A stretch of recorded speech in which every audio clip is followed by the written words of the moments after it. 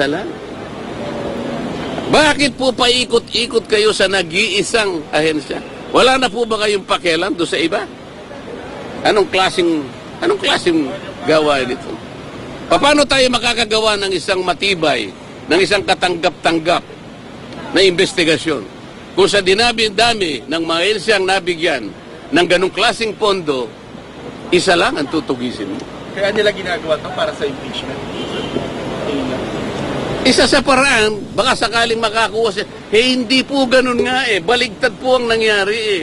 Hindi po kayo ang gagawa niyan. COA po ang magpapatunay kung ang pagkakagasta po ay hindi tama o tama. Kayo po ay walang mandato na ganyan. Yun po yung pinipilit ko sa kanila. Ang problema, pag ako po yung nagsasalita ng ganito, ina-advise ko po sila, wala naman silang makita o magamit na ibang argumento para sansalain na sinasabi ko that they should provide a better argument. Sabihin nila kung nagkakamali ako, wala naman silang masabi, aagawin na lang yung hopya. Yan lang naman eh. Pero tingin nyo gugulong ang impeachment, if ever, ipag-i-file? Diyos ko. May numbers ba? Hindi ko alam kung talagang gagawin nila. Hindi ko alam kung gagawin nila. Nagsasaya lang sila. Napakarami pong problema ng bansang ito. Napakaraming problema ng bansang ito.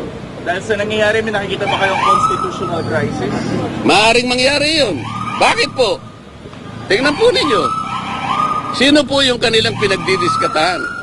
Opisina ng Vice President. Nagkataong pangalawang pinakamataas na Pangulo, pinakamataas na opisina sa ating bansa. Bakit po nagkaganito?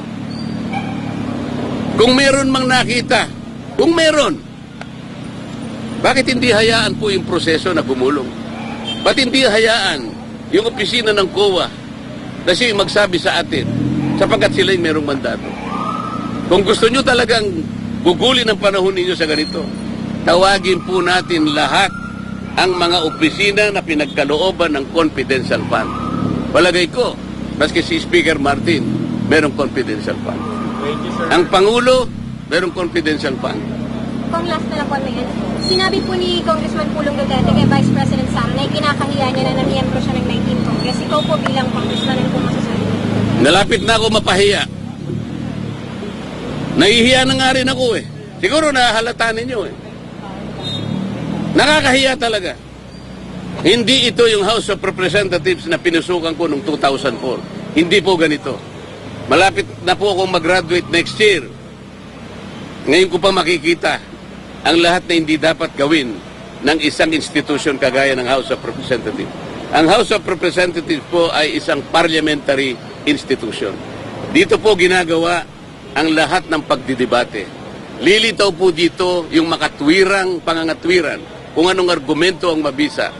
Hindi nila dapat sansalain, hindi nila dapat pigilin ang magsasalita sapagkat pare-pareho ang members ng Congress. Sir, yung in aid of legislation na hearing, meron na po bang bill na nabasa kayo? Meron na ba silang plano? Nabasa na ikapato? Yung meron silang naipasang bill sa extrajudicial killing. Pag-uusapan ba natin yun? Basahin po ninyo, nakakatuwa, nakakahiya. Sapagkat akala niya, kailangan po malaman ninyo, kung totoo na in aid of legislation po ito, nakapagpasa na po sila ng panukalang batas October 11, 2024. Ba't pa nilang tumigil? Meron na pala. So hindi na in aid of legislation, tapos na, di ba? Ang inahanap nila yung makagawa ng batas tungkol sa EJK. Nagawa na eh. Na-file na October 11, 2024. Ba't mong tumigil? Meron ka bang gustong gawin siguro? Di ba? Kung ano po masasabi niyo sa sinabi po ni Vice President Sara Duterte na ang gobyerno na ito ay walang pagtutunguhan. It is nothing. Binanggit siya po kanina. Wala akong magagawa kung yan ang sentimiento ng Vice President. Nasa kanya yon. At lahat naman ng tao ay pwedeng magpahayag ng kanyang opinyon. Hindi ko kayang agawin sa kanya yung opinyon na yon. Lahat po tayo merong sarili-sariling opinyon. At may karapatan tayo na magsabi kung anong nararamdaman ng bawat isang Pilipino sa kanyang pamahalaan. Okay. Thank you, Kong. Grabe mga kababayan. Ayun po, mga kababayan, inyo po